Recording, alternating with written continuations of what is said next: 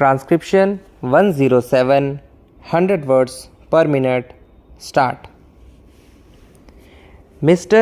Deputy Chairman, I have to thank honorable members for the kind words that they have said about the government in the course of the discussion this afternoon. This is an occasion of more than ordinary significance. The political history of India had many vicissitudes, and this particular day will be remembered as placing another milestone in our progress towards an ideal state. There have naturally been many storms, and we have had to pass through considerable stress and strain.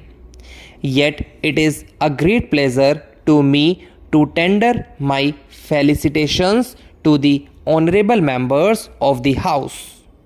During the last 10.5 months, the country had been resounding with the echoes of the States Reorganization Commission, the proposals made by it, the various claims put forward by individual groups and government, and the comments and criticisms made by innumerable persons from the press, from the public platforms, from the floor of the legislatures, and ultimately from the floor of the two houses of Parliament itself.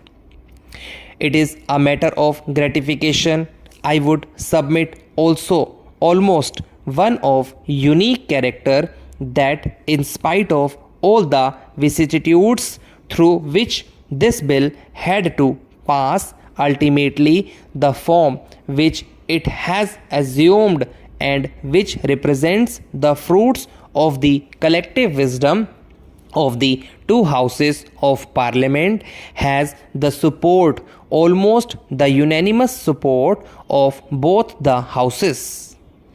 I would like honorable members just to place before themselves the picture of the new map of India. So far, we had a large number of states.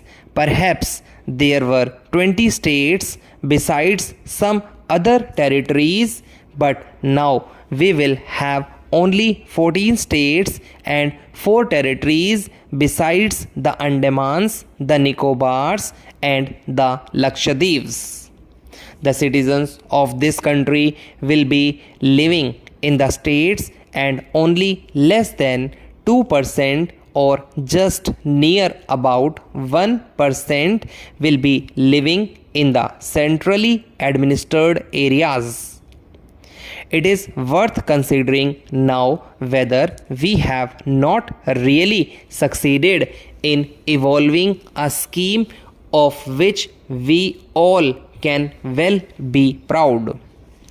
If honorable members will consider the case of each individual state, they will find that almost unanimity had been reached, except in the case of Ahmedabad in Gujarat. If you take one state after another, you will find that almost all people in the country have now accepted the schemes that it contained in this bill. If you take the various states, you will see that Tamil Nadu, Andhra, Kerala, Punjab, Rajasthan, and other states have virtually accepted the scheme contained in this bill.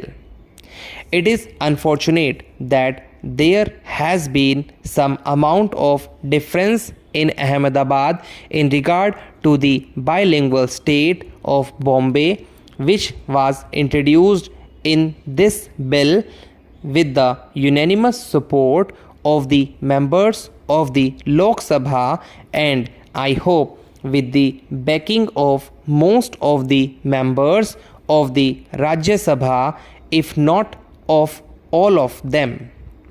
I do not want on this occasion to enter into petty controversies.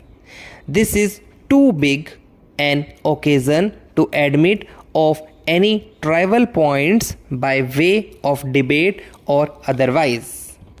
It is my confirmed opinion that the country has succeeded in achieving results which will prove to be of an enduring character and which will take it forward on the road to progress, prosperity, and to absolute security and safety. The unity of India will indeed be helped by the rational distribution of the territories of the country. There has been a long-standing hankering on the part of large multitudes that their areas should be reorganized.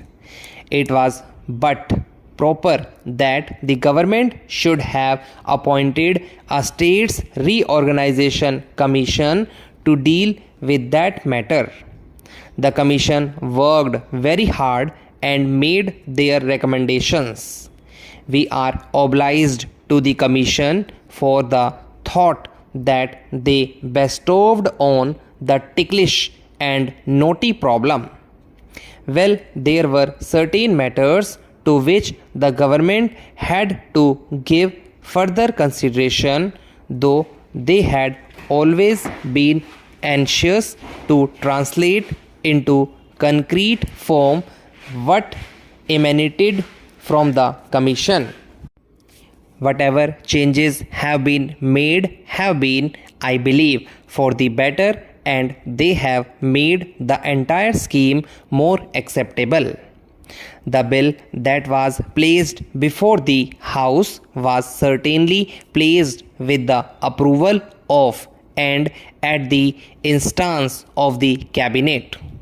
All that was done in the regular way. I do not want to go into details, nor do I consider it necessary to make any retort about what might have been said, because, as I said, this is too solemn an occasion for such an operation. I may also observe that we have no fault to find with anybody. Everyone, whether individuals or those who had an opportunity of working together, tried his utmost, tried to the maximum extent he could to achieve what he thought to be in the best interests of the country.